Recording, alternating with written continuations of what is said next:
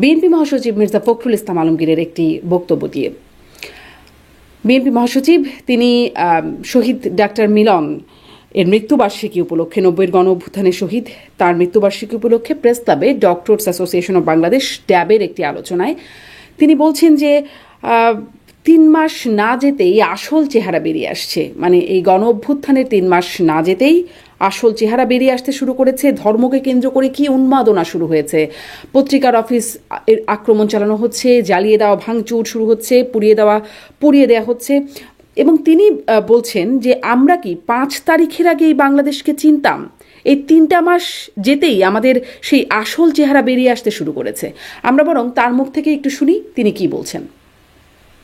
3টে মাস হয়নি, এই 3টে মাসের মধ্যেই আমাদের সেই আসল চেহারা বেরিয়ে আসতে শুরু করেছে। আমাদের দেশের মানুষ তার দেশের জন্য, দেশের মাতৃকার জন্য বারবার প্রাণ দিয়েছে, গণতন্ত্রের জন্য প্রাণ দিয়েছে। আজকে এই প্রশ্ন উঠে গেছে যে প্রাণ যে দিল এতদিক আরো এতদিক দিলাম আমরা, তার পরিস্থিতিকে এই বাংলাদেশ আমি যেতে যেতে যে 3 মাস হয়নি, এখনই রাস্তায় রাস্তায় লড়াই শুরু হয়েছে। 3 মাসও যায়নি, এখন একদিন আরেকদিন ঢুকে রক্ত চড়াচ্ছে। 3 মাসও যায়নি, এখন প্রত্যেকটা অফিস ঘুরিয়ে দেওয়া হচ্ছে, আক্রমণ করছে। আমরা কি 5 তারিখের আগেই বাংলাদেশকে চিনতাম? আজকে কেন ভয়াবহ বিধান, আজকে কেন এই ভয়াবহ হিংসা, আজকে কেন এই ভয়াবহ স্থিরতা?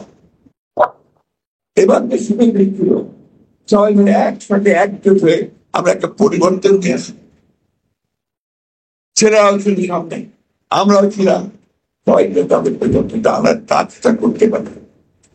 3টে মাস হয়নি এখন, এই 3টে মাসের মধ্যেই আমাদের সেই আসল চেহারা বেরিয়ে আসতে শুরু করেছে। আমি কয়েকটা দিনে আমাদের খুব চিন্তিত, উদ্বিগ্ন, ভয়াবহ ভাবে। আপনি চিন্তা করতে পারেন ধর্মকে কেন্দ্র করে কি উন্মাদনা শুরু হয়েছে বাংলাদেশে? আপনি চিন্তা করতে পারেন যে মুক্ত স্বাধীন মিডিয়ার জন্য, প্রেসের জন্য, সংবাদের জন্য আমরা এতদিন লড়াই করলাম, তারা অফিস পুড়িয়ে দিচ্ছে। এই বাংলাদেশকে আমিও দেখতে চাইনি। আমরা শুনলাম বিএনপির মাননীয় মহাসচিব মির্জা ফখরুল ইসলাম আলমগীর কি বলছেন। তিনি প্রশ্ন করছেন 5 তারিখের আগে এই বাংলাদেশকে কি চিনতাম, এবং তিনি বলছেন যে এই বাংলাদেশ তিনি দেখতে চান না। তাহলে কি এই জায়গাটার একটা মানে এই অনেকেই যা বলেন সেইখানেই কি মাননীয় মহাসচিব মির্জা ফখরুল ইসলাম আলমগীর তিনিও কি সেরকমটি কি বলছেন যে 5 তারিখের আগের বাংলাদেশ, সেই চেনা বাংলাদেশটাই আসলে এই বাংলাদেশের চেয়ে ভালো ছিল?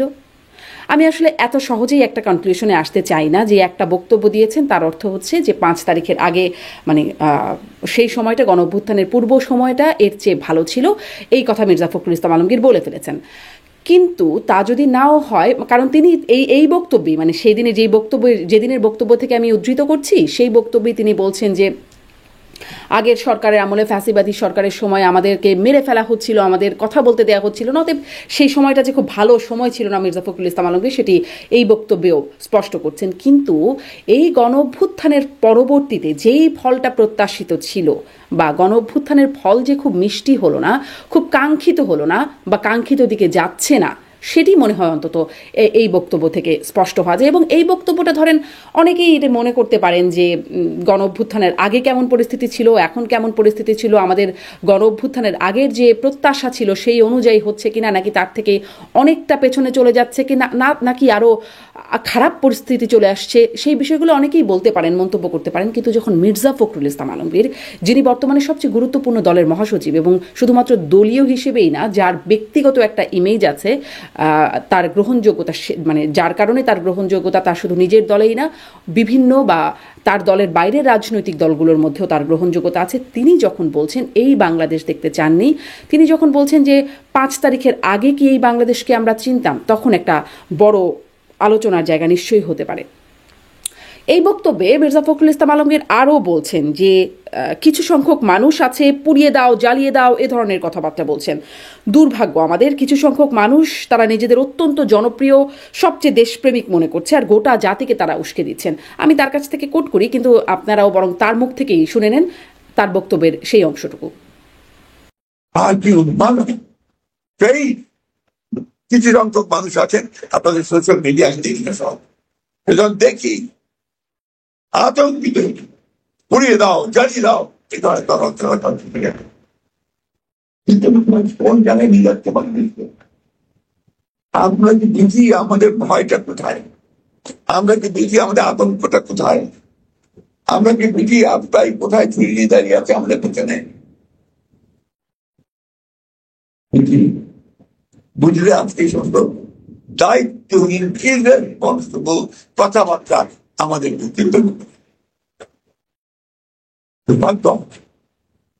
কিছু সংখ্যক মানুষ তারা নিজেকে অত্যন্ত জনপ্রিয় মনে করেন, সবচেয়ে দেশপ্রেমিক মনে করেন, আর গোটা জাতিকে আজকে তারা বিভাজনের দিকে চলে দিয়ে, পুষ্পে দিয়ে একটা অন্ধকারের দিকে চলে দিয়ে। আপনারা গভীর ভাবে চিন্তা করবেন। আমি কারো নাম বলবো না, বলতে চাই না, কিন্তু আপনার ঠান্ডা মাথায় আপনাদের চিনতে শিক্ষিত মানুষের সবাই চিন্তা করবেন যে যারা আজকে বিভেদের দিকে ঠেলছে, যারা আজকে বিভাজনের দিকে ঠেলছে, অনেকের দিকে ঠেলছে, তারা আমাদের আসলে শত্রু নয়। আমি তীব্রভাবে নিন্দা জানাচ্ছি। প্রথম আলো, ডেলি সহ অন্যান্য সমস্ত পত্রিকাগুলোর উপরে যে আক্রমণ শুরু হয়েছে, আমি তীব্র নিন্দা জানাই। কারণ আমি সারা জীবন সংবাদ মাধ্যমের স্বাধীনতার জন্য লড়াই করেছি। That is my aim. আমার বিশ্বাস, আমার আস্থা। যে আপনি আপনার কথা বলবেন, আপনার সঙ্গে আমি একমত না হতে পারি, কিন্তু আপনার বাস্তবের সামনে দিকে আমি আমার জীবন দিয়ে দিতাম। That is democracy. আপনি এক ফ্যাসিস্টকে ধাত করেছিলেন, কারণ সে আমাদের গলা টিপে ধরেছিল, সে আমাদের মেরে ফেলছিল, কথা বলতে দিত না, ভোট দিতে দিত না, হত্যা করেছে, নির্যাতন করেছে। আবার এখন আরেক জায়গাটা আছে যে ওকে বলতে দেওয়া যাবে না, ওকে কথা বলতে দেবে না, ওকে নিশ্চিন্তা করো। How do you justify? কি করে বলবে? আপনারা বলেন এইভাবে একটা সমাজকে এগোতে পারে? আমরা শুনলাম মির্জা ফখরুল ইসলাম আলমগীরের বক্তব্য। তিনি বলছেন আপনারা গভীরভাবে চিন্তা করুন, আমাদেরকে গভীরভাবে চিন্তা করতে বলছেন। আমি কারো নাম বলবো না, কারো নাম বলতে চাই না, আপনারা ঠান্ডা মাথায় চিন্তা করবেন তারা আমাদের বন্ধু না শত্রু। মানে এই প্রশ্নটা খুব জাগে, কেন মাননীয় মহাসচিব নাম কেন বলবেন না? মানে নাম বললে কি কোনো সমস্যা আছে? নাম কেন বলতে চান না, সেটাও একটা প্রশ্ন। আমাদের মনে আছে যে আজ থেকে সম্ভবত 6 বছর আগে 2018 সালের ঘটনা হবে এটি, তখন মুন্সিগঞ্জ 3 আসনে জেলা বিএনপির সভাপতি তিনি, তার একটি বক্তব্য খুব ভাইরাল হয়েছিল। তিনি আল্লাহর কাছে বিচার দিচ্ছেন, মানে নির্বাচন প্রসঙ্গে আল্লাহর কাছে বিচার দিচ্ছেন, এবং তিনি বলছিলেন সেই যে আলোচিত বক্তব্য যে নাম বলবো না, নাম বললে চাকরি থাকবে না। একটু সেটাও শুনিনি যেটি নিয়ে এত হাসি তামাশা হয়েছিল। আমি নাম বলবো না, একজনকে জিজ্ঞেস করেছিলাম, ভাই আইন শৃঙ্খলা যারা নিয়োজিত, নাম বললে চাকরি থাকবে না, আল্লাহর কাছে বিচার রইল। তো যেটি বলছিলাম, এই পরিস্থিতি নিশ্চয়ই এখন নেই যে নাম বললে কোনো শঙ্কার কারণ হয়ে যাবে, কোনো বিপত্তির কারণ হয়ে যাবে। তা যদি নাই থাকে তাহলে নাম বলতে আসলে শঙ্কা কোথায় বা আপত্তিটা কোথায়? একটা, আপনি যদি নাম নাও বলেন, একটা জায়গা তো স্পষ্ট যে পত্রিকা অফিস ঘেরাও করা বা প্রথম আলো, ডেইলি স্টারের বিরুদ্ধে যারা প্রচারণা চালাচ্ছেন তারা আসলে খুব রাগ ঢাক রেখে প্রচারণা চালাচ্ছেন না, তারা নিজেদেরকে গোপন করে বা ষড়যন্ত্র গোপনে করছেন, বিষয়টা তেমন না। তারা প্রকাশ্যে আহ্বান জানাচ্ছেন ডেইলি স্টার এবং প্রথম আলোর অফিস ঘেরাওয়ের জন্য, এবং তাদের বিরুদ্ধে প্রচারণা চালাচ্ছেন তারা প্রকাশ্যে। তারা হচ্ছেন পিনাকি ভট্টাচার্য, ইলিয়াস হোসেন, প্রবাসী অনলাইন অ্যাক্টিভিস্ট, তারা কথা বলছেন, এবং তারা এরকমটি প্রকাশ্যে বলছেন যে মাহফুজ আলমকে মাইর না দিলে ঠিক হবে না, প্রথম আলো ডেইলি স্টারের জয় বাংলা করে দেয়া হবে, এরকম ডাক তো তারা দিচ্ছেনই, সেটি তো প্রকাশ্যেই দিচ্ছেন। নাম না বলার মধ্যে বিশেষ কোনো বিষয় আছে কিনা আমি জানি না। কিন্তু আমি বলতে চাই বা আমি জানতে চাই, আপনাদের সাথে তো তাদের বা আপনাদের সিনিয়র নেতৃবৃন্দর সাথে তো তাদের ভালো সম্পর্ক আছে, অন্তত তাদের কাছ থেকে তাদের বক্তব্যে এটি আমরা জেনেছি বিভিন্ন সময়, ঠিক আজকেই কোনো বক্তব্য না, অতীতের বক্তব্যগুলো থেকে।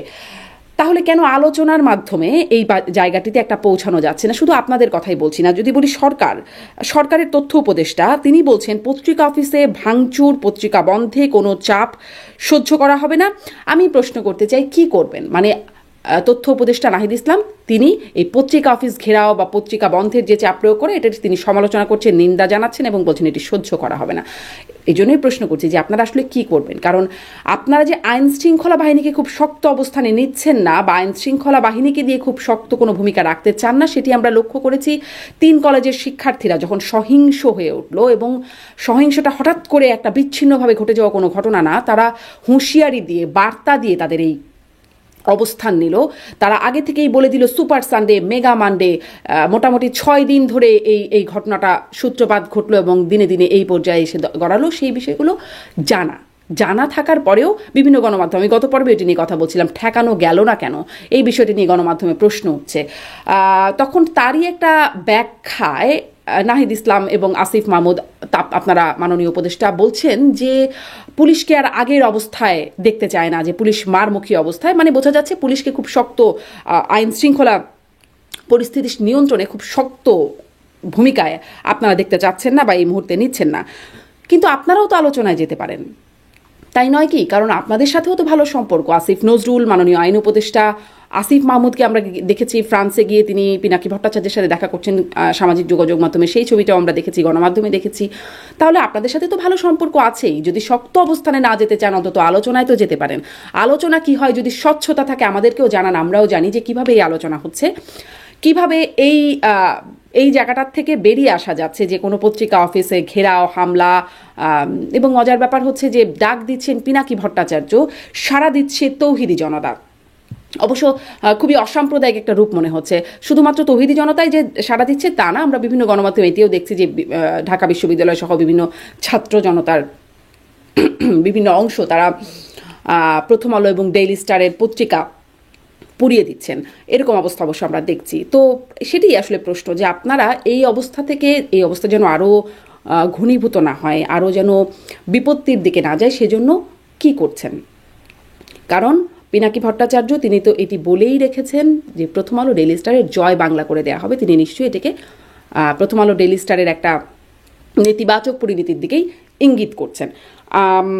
নিজেদের মধ্যে আলোচনা বা কোনো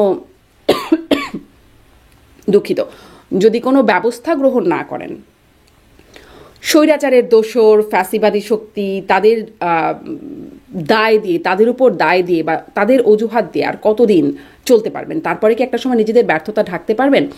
যেমন গত সরকারের আমলে আমরা দেখতাম কোথাও কোনো অঘটন হলেই বলে দেওয়া হতো এর পেছনে বিএনপি জামাতের ষড়যন্ত্র আছে। ওই রবীন্দ্রনাথ ঠাকুরের পুরাতন ভৃত্য একটা কবিতা আছে, সেখানে একটা লাইন আছে, যা কিছু হারায় গিন্নি বলেন কেষ্টা বেটাই চোর। এই কেষ্টা বেটার উপরে দায় দিয়ে যেমন গত সরকার খুব তাদের যেমন ক্রেডিবিলিটি বা গ্রহণযোগ্যতা রাখতে পারে নাই, তেমনি আসলে আপনারাও কেষ্টা বেটার উপর দোষ দিয়ে বা কেষ্টার অজুহাতে আর কতদিন নিজেদের ব্যর্থতা আড়াল করতে পারবেন? নাকি ব্যর্থতাটা আসলে সামনে চলেই আসে? মির্জা ফখরুল ইসলাম আলমগীর পর্যন্ত এখন এই বিষয়ে প্রচণ্ড নিন্দা জানাচ্ছেন, উদ্বেগ জানাচ্ছেন। এই হচ্ছে আমার এখানে অবস্থান। আমি মতামত জানাতে চাই, আমি কোনো জায়গায় মন্তব্য করছি না, আমি জাস্ট প্রশ্নগুলো রাখছি এই প্রসঙ্গে।